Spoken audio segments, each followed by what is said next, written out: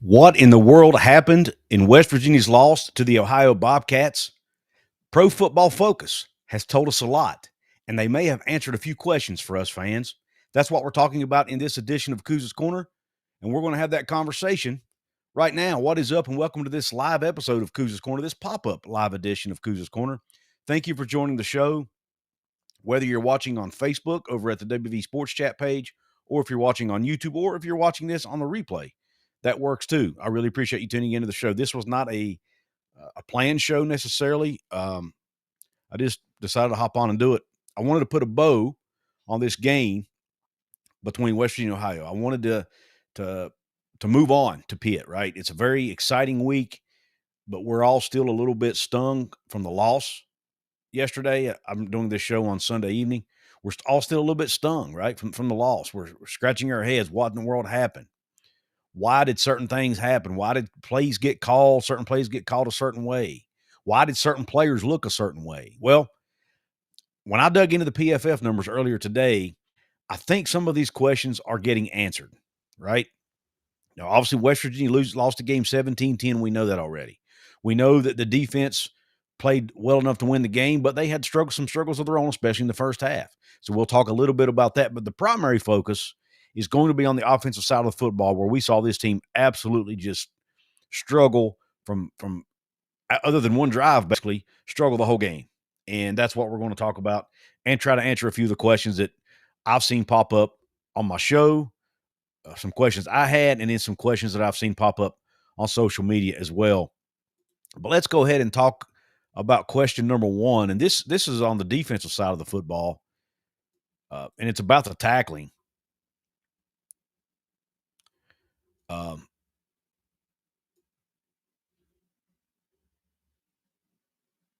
But it is the question. I'm sorry, I'm having some technical issues here, but the first question is this: was the tackling really that bad? Was the tackling that bad? Because the defense only gave up 17 points, and they forced 3 turnovers. They played well enough to win the game, and we did see some missed tackles. But I thought, man, for them to hold them to 17 points, it couldn't have been all that bad. Well, according to PFF, it was pretty darn bad. The team tackling grade, according to Pro Football Focus, in yesterday's Ohio game, 54.6, which is well below average. A 54.6 team tackling grade against Ohio. That's not going to get it done, folks. Now, there were some individual performances that were good, even in the tackling front. We saw Fred Perry flying around all day making plays. He played really well, and I'll talk a little bit more about him hopefully here in just a minute. He had a good day. He was wreaking havoc. He was getting tackles for loss, blowing plays up, doing different things. He seemed to be all over the place, all over the football field. He's the one player I would argue he might have been the best player on West Virginia's team yesterday, especially after Jaheim White went out, which is a whole nother conversation that we'll address in a minute. But when you look at the team tackling as a whole, the highest tackler on the defense, another player who had a pretty good day but isn't getting a lot talked about, is Kakor Tarnu, the safety. He had a tackling grade of 84.8. Now, he actually had an overall defensive grade of 76.8 on the day, and he played 81 snaps. He played every single snap in the football game. At least that's my understanding. If so, he only missed 1 or 2, if not. 81 snaps, was still able to pull off an 84.8 tackling grade. Had 8 tackles on the day and 0 missed tackles. Also had 2 stops, which is basically blowing a play up. So he had a good day in that front. All right. Next, Ben Cutter had a decent day tackling. He had a 72. He didn't. 58.4 tackling grade. Let me sort these. So next highest grade of players who played at least 20 snaps, you're looking at Jason Chambers, the defensive back. Actually had a tackling grade of 79.1. Then you have Justin Harrington, who played exactly 20 snaps with a tackling grade of 78.9. Devin Grant, defensive end, tackling grade of 76.6. Asani Redwood had a grade of 75.1. So you got some really good tackling grades here. So the thinking is, Couz, what in the world's the problem? I mean, heck, you've got, Reed Carrico's tackling grade was 73.1. Oh, but he only played 2 snaps. So does that really even count? He must have got injured. Uh, Edward Vestorinen, 74.3, played 57 snaps in the game. So you see some really good tackling grades, but here's the problem. Those are all defensive linemen and defensive backs. What about your linebackers? The guys who you're relying on to make most of your tackles in the run game. Well, the highest one was Chase Wilson. I mean, Ben Bogle had a pretty high grade, but he only played actually, Ben Bogle played 32 snaps. He played more than I thought he did. Ben Bogle played 32 snaps and had a tackling grade of 80.2, so he played well in that front. His problem was in pass coverage where he only scored 38.8. But you go all the way down here, Chase Wilson, 71.4, which is not terrible. But then you get to Ben Cutter, who played 23 snaps in the game, only had a tackling grade of 58.4. The safety, Darian Lewis, only had 58.3. Fred Perry didn't tackle all that well, 50.1. Even though he was flying around all over the place, making plays, when it came to tackling, he didn't tackle all that well, only 50.1 tackle grade. Hammond Russell didn't tackle well. I mean, you've got guys, and then you go down here, you have guys on this team who played significant snaps who were grading out in the 20s and 30s, and it brought that overall average down. So while the team tackle grade was really bad, there were some guys on the team who tackled really well. The problem is you also had some guys who played a lot of snaps who were absolutely horrific. Ashton Woods, for example, a linebacker who you need to be a sure tackler, 48 snaps, tackling grade of 29.5 according to Pro Football Focus. You cannot have your linebacker with a 29.5 tackling grade. Can't have it. You can't have one of your starting defensive linemen like Eddie Kelly Jr. with a 28.9 tackling grade. Michael Coach Jr., the star corner, tackling grade of 27.9. Curtis Jones Jr., an edge rusher, 21.4. Lowest of anyone on the team. And he played 28 snaps in the game. And about half of those in running situations. So you've got 28 snaps, 49 snaps, 32 snaps, 48 snaps. Guys who played right around half the game, scoring in the 20s and tackling. You can't have it. And one of those guys is a middle linebacker. Braden Siders didn't have a good day tackling, 46.2.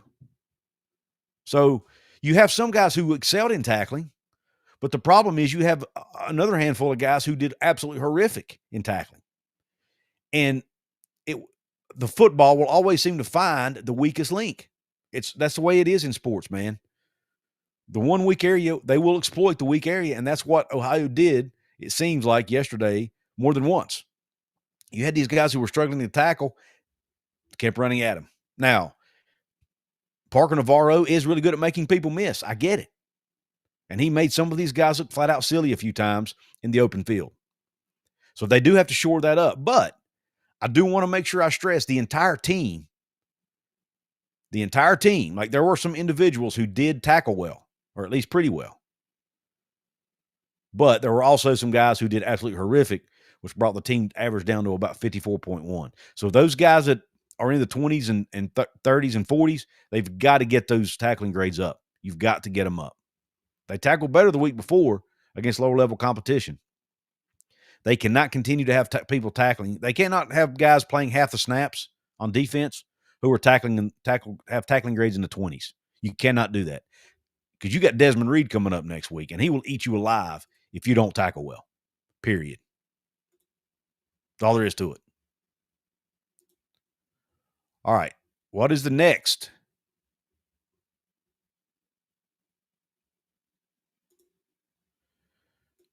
Question, and I want to answer this. And now we're going to focus on the offensive side of the ball because defensively, I mean, hey, you force 3 turnovers, you only allow 17.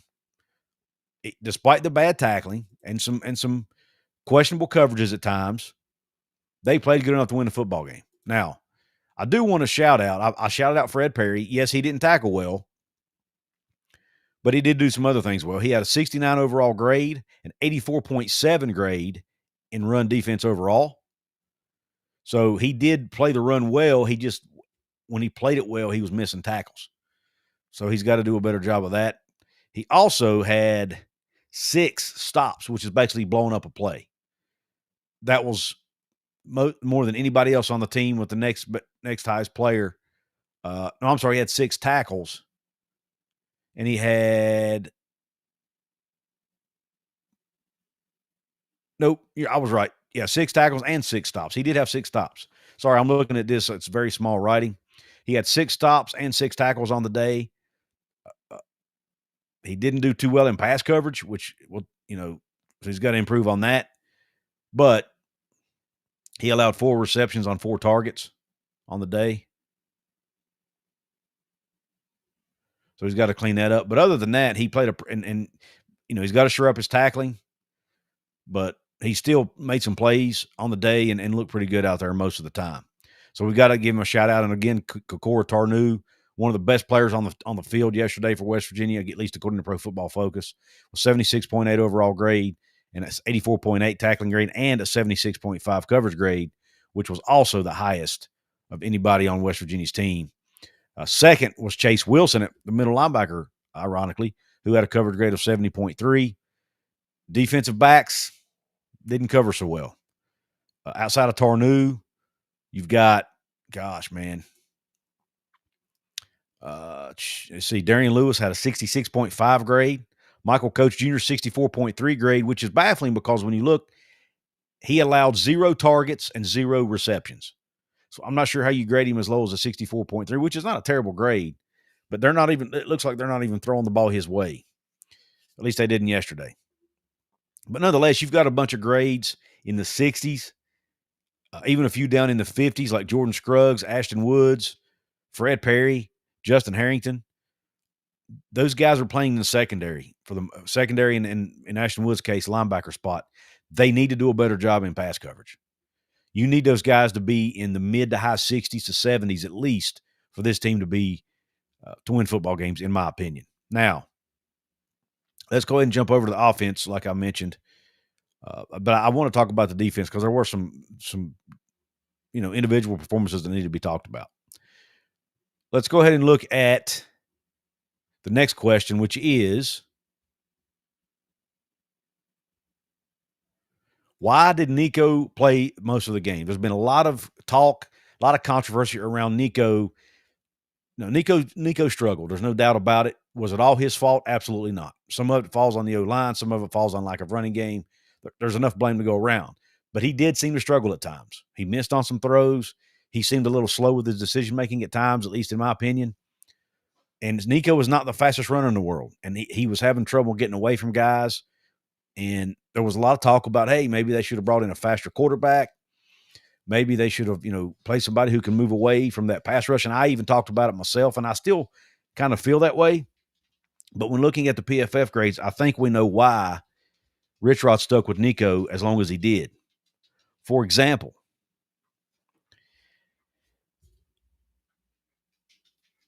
West Virginia struggled to run the football, which we'll talk about in a separate conversation. They struggled to run the football, and when you're struggling to run the football, Jaheim goes out injured, so your top running back goes out. Looks like they're going to struggle to find depth behind Jaheim. So because the guys that replaced him didn't look very good. So they struggle to find yards in the running game. When you do that, what's that make you? It makes you a passing team, right? Well, when you've got to pass the ball, what do you normally do? You go to your quarterback who throws the ball better. And Nico is that guy. Nico's the guy that you have to rely on to throw the football, because the times Jalen Henderson came in, he didn't throw the ball well. He missed a wide open, I think it was Cam Vaughn down the sidelines. And when you look at these run blocking grades, and this kind of goes into question 3 too, they kind of merge together here, which is, why was West Virginia unable to run the football? These two kind of go hand in hand, in my opinion. But when you look at these run blocking grades that I'm going to talk about here, it answers your question. The O-line, here's the O-line run blocking, okay? Landon Livingston, 60.9, was the highest, or the second highest, rather, of all the offensive linemen, behind Nick Cray, who had a 66.5, right? Landon Livingston, 60.9. He's your center. Tykeus Crawford, the right tackle, had a 56.3. Walter Youngbear, the left guard, had a 57.8. Kimo Makaniole, the the right guard, had a 50.9 is what I wrote down here, I believe. I can't even read my own handwriting, but it's a 50.9. So no one on the offensive line scored above a 66.5 in run blocking the entire game. So they were unable to run the football because the offensive line was not getting push. They weren't able to create holes for the running backs. Heck, they were struggling to create holes for Jaheim when he was in the game. They could not keep Ohio's defensive front and linebackers out of the backfield. It was a struggle the entire game. It was something all of us were concerned about coming into the season. They did not look great against Robert Morris, a team they should have dominated. They did not. And it reared its head again in even worse fashion against Ohio because this O-line and the Pro Football Focus grades bear it out. Your highest run blocker on the O-line was a 66.5, which is basically about average for a P4 starter. And 3 of your 5 O-linemen were below 60, which is below average. You cannot have that if you want to run the football, especially when your star running back is injured. You can't have it, which means what? You've got to be able to throw the football. And when you look at the PFF passing grades for the offensive line, it shows you why we're leaning more on the pass in this game. Weren't able to run block, so hey, let's try throwing the ball. And even though there were times it appeared they did not give Nico enough time, and I agree with that, and I even said it on my post-game show, when you look at the passing grades, they actually scored pretty well. As a team, in pass blocking, they scored a 73.9 compared to a run blocking grade of 53.6 as a team. So they obviously blocked much better in passing situations. Landon Livingston, who scored he scored a 60.9 in run blocking, pass blocking, 84.6. So he excelled in that regard. Kimo Makaniole, your right guard, scored a 75.4 in pass blocking. Tykeus Crawford, 68.3. He's protecting Nico's blind side. Scored a 68.3. Nick Cray, your left tackle, 58.5. Not very good. And then Walter Youngbear, even worse, 53.4. Walter Youngbear has had a rough first 2 games of the season.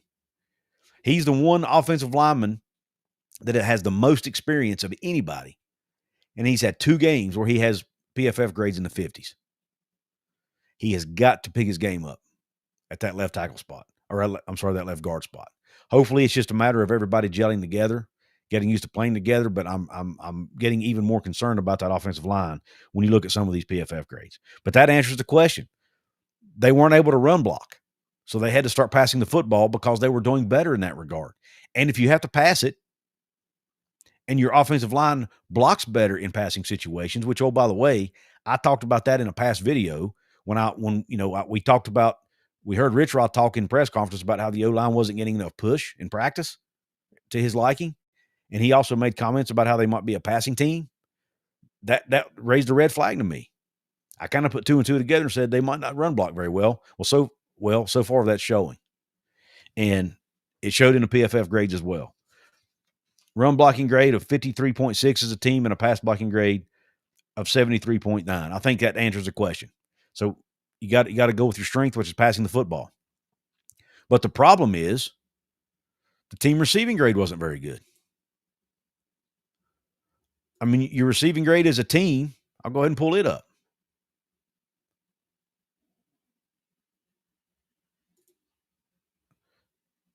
Team passing grade on offense, 53.6. Can't pass the ball. The pass blocking was good, but passing as a whole was not. Tied right there with run blocking is the lowest grade on the entire offense. So, I mean, it's like they just can't get it together. You've got an offensive line that can actually block pretty decent for the pass, but your quarterbacks aren't hitting and your receivers aren't getting open. It's just like It's catastrophe waiting to happen when you do that, right? And you can't run it because they can't run block. And then your starting running back gets injured. It's like it's a huge snowball that just kept rolling downhill and getting bigger and bigger and bigger. But they've got to get this fixed. There's no questions about it. This team you're facing this weekend, they will absolutely mop the floor with West Virginia if they don't improve in run blocking and in passing offense as a whole, or really the whole offense. Heck, improving run blocking, keep it up on the pass blocking. It maybe get a little better in that, but the quarterbacks and the receivers have to play better. That's all there is to it. Receivers have to do a better job getting open, getting separation, and the quarterbacks have to make more accurate throws with the football and make better decisions with it at times, and quicker decisions. That's what it boils down to. So basically, they're bad at everything right now. I mean, just be blunt about it. Just be blunt about it. They're bad on offense all the way around, and these grades bear that out. They bear it out. And the last question, which is a little bit more detailed, I would say, because we kind of talked about why they weren't able to run the ball. I talked about the run blocking grades. The last question is a little odd, a little different, and I can't even find it here, but it's why was Nico rolling out to his right so much? And the reason that is, I completely lost that. I'm going to go ahead and do that right now. I'm going to go ahead and make that banner, guys, live. This is beauty of live TV right here. He's a left-handed quarterback, and everybody was wondering, why in the world did you have a left-handed quarterback rolling to his right? Well, I think we have an answer to that question through some of these grades that I was talking to you about, right? When I read out those pass blocking grades the pass blocking grades, the two lowest pass blocking grades on the entire team in yesterday's game were Nick Cray, your left tackle, and Walter Youngbear, your left guard. They were 58.5 and 53.4 respectively. So if Nico had rolled out to his left, he'd have gotten creamed. You had to roll out to your right to avoid the defense because they were like a sieve on that side of the offensive line, guys getting through.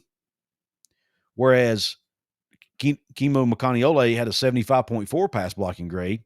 Tykeus Crawford, the right tackle, had a 68.3.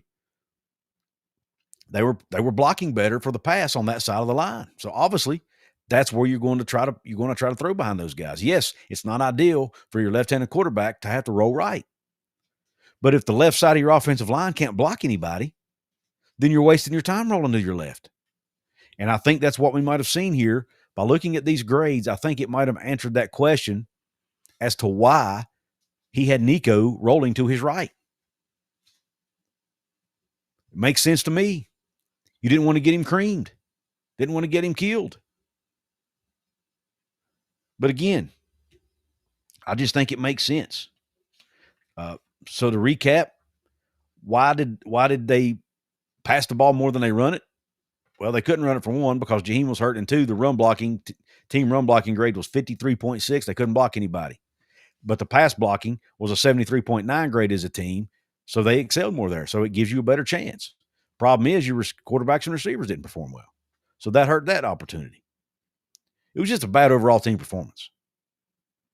Why did we not see quarterbacks besides Nico? I kind of just answered that. They had to rely on the pass. Therefore, you have to bring in your quarterback, who is probably the better thrower right now of the group, which was Nico. So it's just I don't know how in the world Rich Rodriguez is going to figure this out. It's going to be a really tough task for him to figure out all these problems because you got an O-line that struggles to get push. You got receivers that struggle to get open at times. And now Jaden Bray's hurt. Who knows how long he'll be out. You've got a quarterback. Hopefully, maybe it was just a bad game for Nico. I don't know. But, I mean, my gosh, man, he's like a sitting duck back there at times. Even when he has time to throw the football, there's nobody open or he's not making decisions fast enough. There was a couple times he probably should have tucked it and run a lot faster than he did. But again, he's not the fastest guy in the world. So would that have even done any good? Who knows? There are so many questions that still remain on this football team. But I think PFF may have helped us answer a few of those questions and hopefully I was able to clarify some of that with you on this show. I know, again, this was not a planned live show, but I did decide to go ahead and do it live. Let's go ahead and see what we got in the chat real quick. Oh, before I do that, though, I want to give a shout-out real quick to the fine folks over at DraftKings. They are the new sponsors of the channel. Thank them for their support, and I want to give them a quick shout-out. So hang tight. This episode is brought to you by DraftKings Sportsbook. Don't let one bad leg haunt your parlay. Parlays turn into payouts, and now even near misses won't haunt your bet. The NFL season is here, and college football is now in full swing, and DraftKings Sportsbook, an official sports betting partner of the NFL, is rewriting the rules with Ghost Leg, a new game-changing promotion that turns close calls into cold, hard cash. Best of all, it's available to all DraftKings customers. Download the DraftKings Sportsbook app and use code Couz, that's code Couz, C-O-U-Z, to unlock Ghost Leg, the promotion that makes one bad leg disappear and pays you out in real cash. Ghost your losses. Get your payout in partnership with DraftKings Sportsbook. The crown is yours. If you have a gambling problem, call 1-800-GAMBLER. In New York, call 877-8-HOPE-NY or text HOPE-NY 467-369. In Connecticut, help is available for problem gambling. Call 888-789-7777 or visit ccpg.org. Please play responsibly. On behalf of Boot Hill Casino and Resort in Kansas. Fees may apply in Illinois. 21 plus age and eligibility varies by jurisdiction. Void in Ontario. Opt in for single-use token. Minimum 3+ legs and minus 500 odds per leg. Max bet varies. If only one leg of the bet loses, bet will settle as if only the winning legs were placed and pays out in cash based on odds when the bet was placed. See terms at sportsbook.draftkings.com/promos. All right, thank you for being patient, letting us get through the housekeeping there. And again, thanks to folks over at DraftKings for supporting the show. Let's go ahead and jump into some comments here. Sorry to keep you all waiting. We got Nick DTV in the house. We got Kurt Hurley in the house. Trey Edwards says, let's go 1-0 this week. And that's why I wanted to go ahead and jump on this, put a bow on this game, go over some PFF grades, answer the questions as to why this team struggled. It's right there in black and white with the numbers. Maybe tell us why they were leaning on passing the ball more and why they struggled there at times too. The blocking wasn't that bad, but the receivers and quarterbacks didn't perform well there. And then, again, why was Nico rolling to his right? Was because the left side of his line couldn't block worth a crap. That's why. Kurt Hurley in the house. Thank you, Kurt Hurley. He says, no doubt it was effing ugly yesterday. Nick D, Michael Doddington, thank you for joining the show. Tosh Miller, James Lane, Travis Overdorf, JDK, WVU Fan 13, who's a paid VIP member here on the channel. He says, I rewatched the game last night. Our main problem is quarterback. We could have Megatron, Rice, and Moss as receivers. If the QB can't get it to them, it doesn't matter how good the receivers are. And that's fair. As a matter of fact, let me go ahead and pull up the PFF grades because I haven't even talked about the quarterback PFF grades, have I? Passing. Nico Marchiol had a PFF grade overall of 57.5. Not good. 56 passing, 60.6 running. Jalen Henderson had a PFF grade of 59.8, 48.7 passing, 66.2 running. So he was a better runner. Nico was a better passer, but not by much. So, and then when you look at receivers, let's go ahead and look at the receiving grades real quick. Jaden Bray, receiving grade or overall grade of 74.3, 73.3 receiving grade. Cam Vaughn, overall grade of 59.5, 62.1 receiving. Right there, you have one receiver with a grade in the 70s, and that's Jaden Bray. Cam Vaughn had a 62 receiving. Clay Ash was next at 61.4, and he's a running back. Preston Fox was 61.2. And he only played, I don't think he played a ton of snaps. You got Jaheim at 66.7, Rodney Gallagher at 66, Jaheim White at 59.8, Rodney Gallagher at 57.2 receiving grade, Orrin Singleton at 55.1, Grayson Barnes at 53.2, and Jacob Barrick, your two tight ends are coming in at the bottom. But you cannot have your best receivers with 62.1, 61.4 receiving grade. You just can't do it. Now, hats off to Jaden Bray. Good game for him. 74.3 offensive, 73.3 receiving. Good game from him. But unfortunately, he went out early with an injury. I really hope he ends up being okay and the injury's not serious. But the quarterbacks graded out even worse. So it just, was not a good day for the offense. The offensive line, even though they blocked okay for the pass, quarterbacks and receivers couldn't make plays. And then you couldn't block for the run, so nobody could make plays. It was just a horrible snowball that rolled down the hill faster and faster and faster. But that's a great point, WVU Fan 13. The quarterbacks obviously did not play well. Did not play well. Says every place Rich Rod has coached, he has had a viable mobile quarterback. We do not have that with Nico. He is also not the accurate pocket passer that is needed. Maybe not. His accuracy is good at times and not good at times. He's kind of been inconsistent with that. I still think he's more accurate than the other quarterbacks on the roster, or he wouldn't be starting. Right? That's. I mean, we've got to look at it that way. Which kind of worries me because that means we might be in trouble. He also says, I'm not saying bench Nico. I'm saying need to scheme different. The O-line can't protect like they should. Rich Rod has been saying the entire time he might play multiple quarterbacks. And that's a fair statement, and that's what I said on my postgame show. If you can't block good, you better have a quarterback that can run away from those defenders and keep them honest and maybe keep them from being so aggressive to give you a little bit more space to work in the run game, right? So a mobile quarterback does so many things for you. And Nico right now is just not that guy. Now, if you've got an offensive line that blocks really, really well and your run game's clicking, you don't have to have a quarterback that's a super great runner. But this offense does not have that right now, especially with Jaheim out.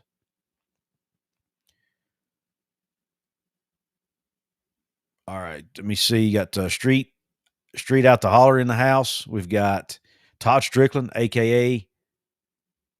Silver 8 Tundra. Says with the defense playing for 40 minutes and chasing a running QB the whole time, it didn't help. I am surprised they didn't tire out. Yeah, again, the defense seemed to get better as the game went on. And the fact that they played so much, that tells you, A, their conditioning is fantastic. And for the people who are trying to blame injuries on the strength and conditioning coach, I think the fact that this defense was able to play so well late in the game after playing so many snaps shows you how good of a strength and conditioning program they have. I don't think you can blame it on that. Injuries are going to happen. And I don't think any of those injuries had anything to do with, the strength and conditioning program. We've got TJ Fleming in the house. Travis Overdorf. Thank you all for joining the show. By the way, if you're watching this on Facebook, thank you for joining us over at the WV Sports Chat Facebook page. If you don't mind, once the show's over, go check out Couz's Corner on YouTube. And if you're watching on YouTube, go check out the WV Sports Chat Facebook page and follow us over there. That's where we post all of our articles and things like that go up on the site. We've got Tanner Rogers. Again, Tosh still in the house. Thank you all for joining. Larry Westfall in the house. Chris Mitchell. Hale, West Virginia's in the house. Says, it's going to hurt, but it's going to take time to rebuild. Absolutely. Look, I predicted 6-6. As of right now, I'm sticking to that prediction. I want to see how they come out and play against Pitt this week. Remember, Iowa State, and I know it's not really apples and apples, but Iowa State lost to Ohio 2 years ago in Athens. They ended up going 6-3 in the Big 12 that year, finishing 7-6 overall. And then they came out last year and competed for a Big 12 championship and had their first 10-win season in program history. So we don't need to lose sight of that. West Virginia has lost games to G6 teams in the past. Remember losing to East Carolina when we had Pat White at quarterback? That wasn't a good loss. There have been other times West Virginia has lost games they shouldn't have lost. That's just one example I can think of off the top of my head. They've lost to bad teams before. Remember when Dana Holgerson's team in 2013 lost to Kansas and Iowa State, two bottom feeders in the Power 4, Power 5 at the time? It happens. All is not lost.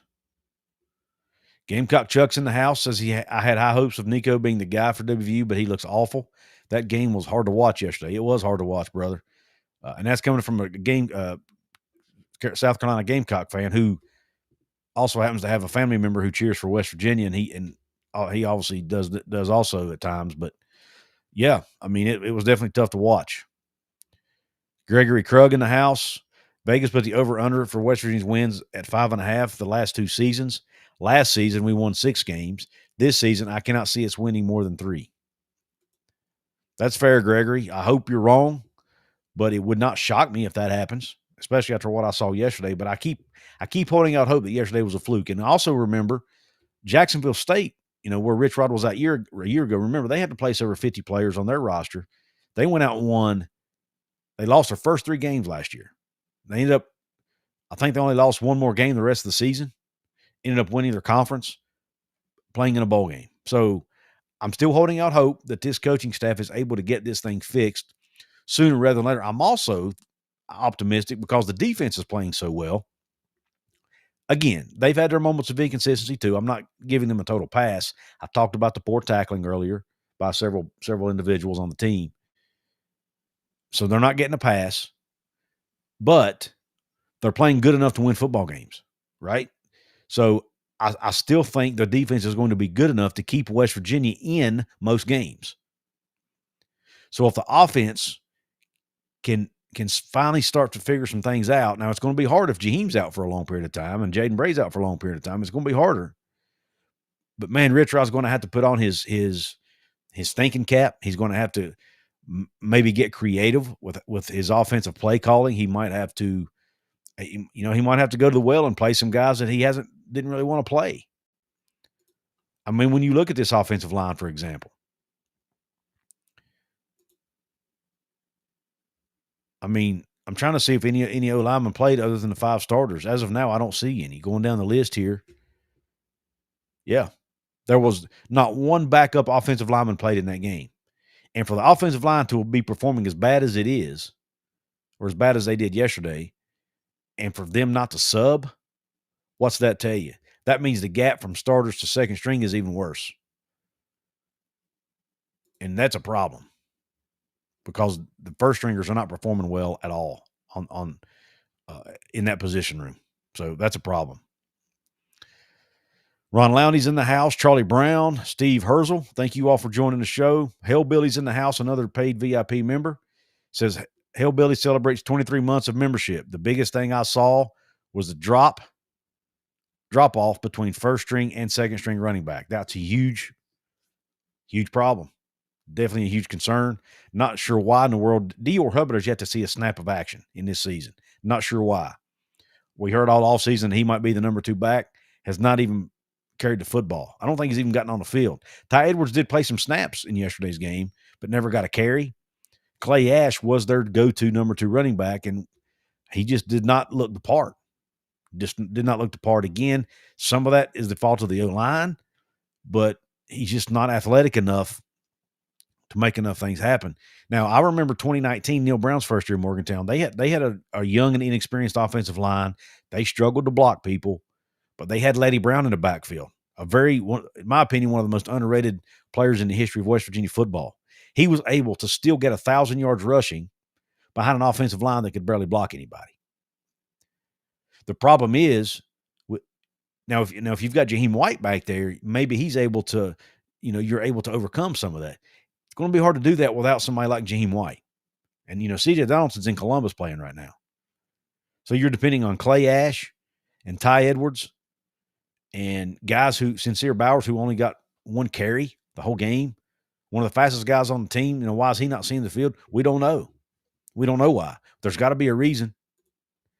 The running backs coach, the position coaches are the ones who make substitution decisions, according to Coach Rodriguez. Their running backs coach is one of the best in the country. He's coached Omarion Hampton at North Carolina, Leonard Fournette at LSU. He's coached some of the best running backs to come through college football in the last decade. He knows what he's doing. And for whatever reason, he does not see enough in some of these other guys to get him on the field right now. And that's concerning. It's very concerning. Jeremiah Bostic in the house says, do you think we overhyped this team? Because having 81 new players is a recipe for disaster. A lot of people did. I don't think I did. I tried not to. I predicted a 6-6 season. Surely to goodness that's not overhype. But they seem to be worse than I thought they were going to be. So maybe 6-6 was hype. I don't know. But I think you're right. 81 players, and I even did a video on this where I talked about, there were fans out there predicting like a 9 or 10 win season, and they were using last year's Indiana team as an example. But that Indiana team, number one, they had a cake schedule, number one. Number two, they only replaced 30-some players. They didn't replace 80, okay? Replace. Yeah. They didn't have 80 new players. They had over 50 new players. And they had 12 players that came to Indiana from James Madison with Coach Cignetti. Rich Rod only brought 6 guys with him from Jacksonville State. Now, you have 2 that were already on the roster from last year. I get that. So you've got 8 total. But one of those guys is not even playing, and that's Xavier Bosley, the offensive lineman. He's not even seeing the field right now. So you've really got 7. And some of those guys aren't playing a ton of snaps either. So it's just a whole different scenario. And then you look at what Colorado did a few years ago. They brought in over 50 transfers to go along with some freshmen, but they finished 4-8. You go back to Kenny Dillingham's first year at Arizona State. I think they won 3 games.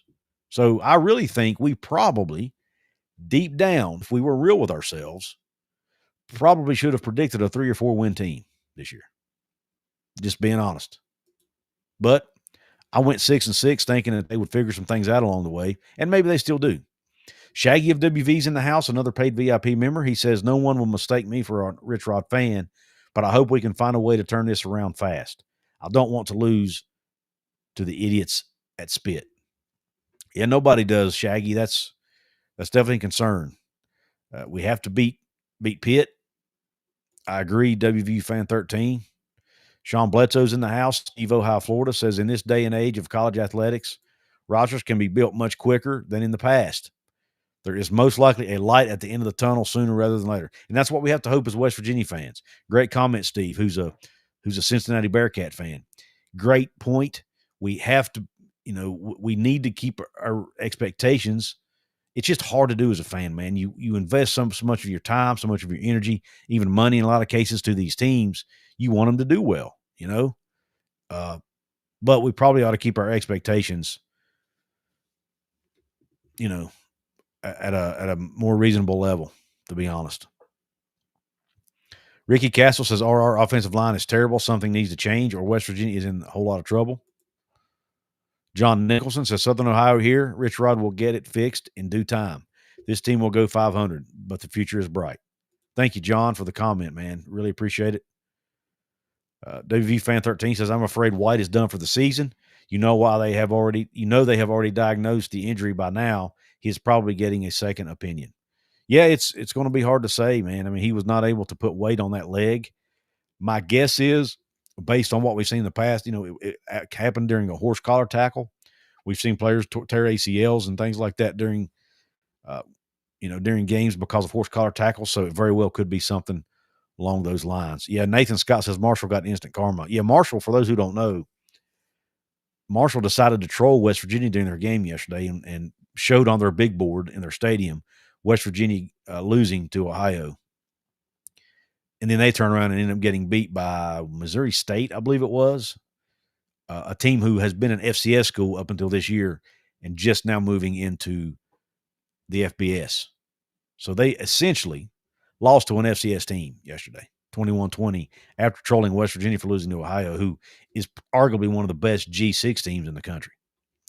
Uber Beats says, this is why I was so against the class. We look like a MAC team, especially on the lines. Marshall lost to Missouri State. Yeah, they did. Sure did. Scott Kessel says, based on yesterday, Big 12 is going to suck, but I don't know if we're going to be favored in any game. Yeah, Big 12 did not have a good weekend at all. I mean, they started off good. I mean, Baylor looked good. They beat SMU. You had there was another Big 12 team that won a game against a Power 4 opponent. Off the top of my head, I can't remember who it was, but nonetheless. But then you have Kansas State get beat by Army. West Virginia get beat by Ohio. You had Arizona State get beat by Mississippi State. Oklahoma State got absolutely demolished by Oregon, 69-3. It was not a good day. Oh, Iowa State beat Iowa was the other game. That's right. Thank you, WVU fan 13. Iowa State beat Iowa. Baylor beat SMU in a double overtime thriller. But then West Virginia, Kansas State, Arizona State, and several other teams laid eggs in the Big 12. So it was not a great day for the Big 12 when it all came down to it. Trick No Good in the house says, let's go Mountaineers, leave it behind us, and move forward. Absolutely. Got to put a bow on this thing. That's why I decided to get on here tonight and do the show, because starting Monday, I'm in pit mode, baby. I'm preparing for the pit game. I've got a couple shows planned.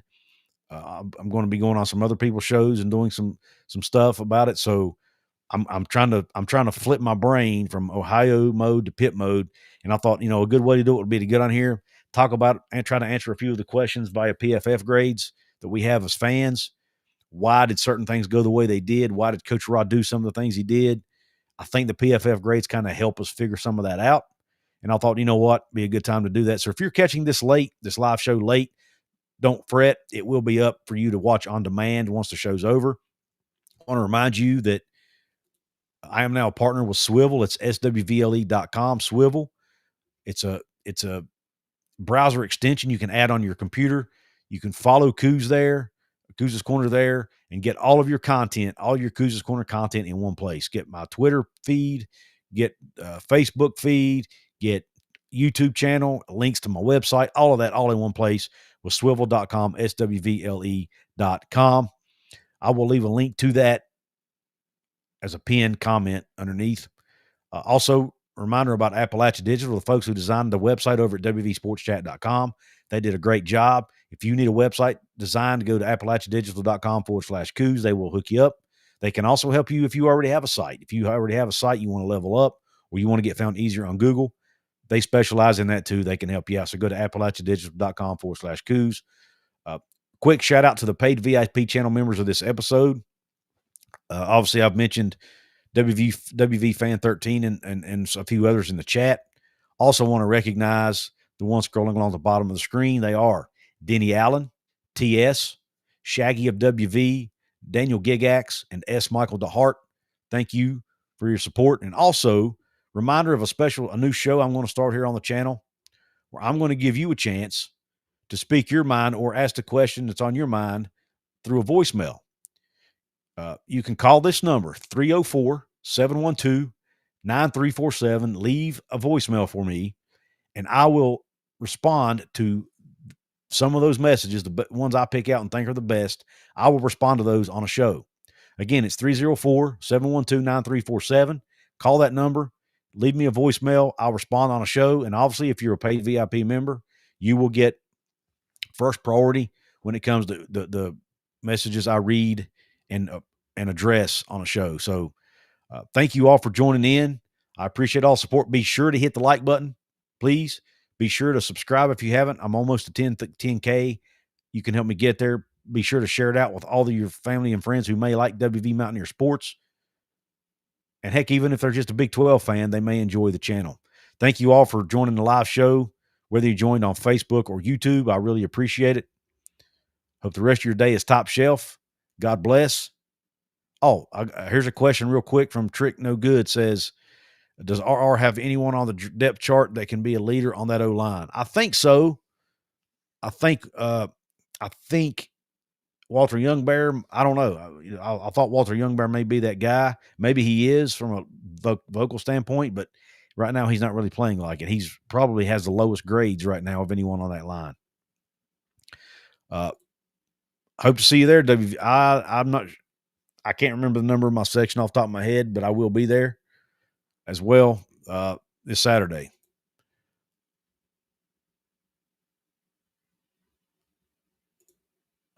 He was at the UJ Marshall game in person. Austin P put up much more of a fight versus UJ than Marshall did. Thank you, Tanner. Yeah, Marshall's going to have a struggle too because they have a new coaching staff and a lot of new talent as well. So, yeah, they probably shouldn't be talking too much smack because they're probably going to have a long season too. But anyway, thank you all for joining. I am calling it a night now. Thanks for your support. Thanks for watching the show. Hope the rest of your day or night is top shelf. God bless you, and Q Country Roads.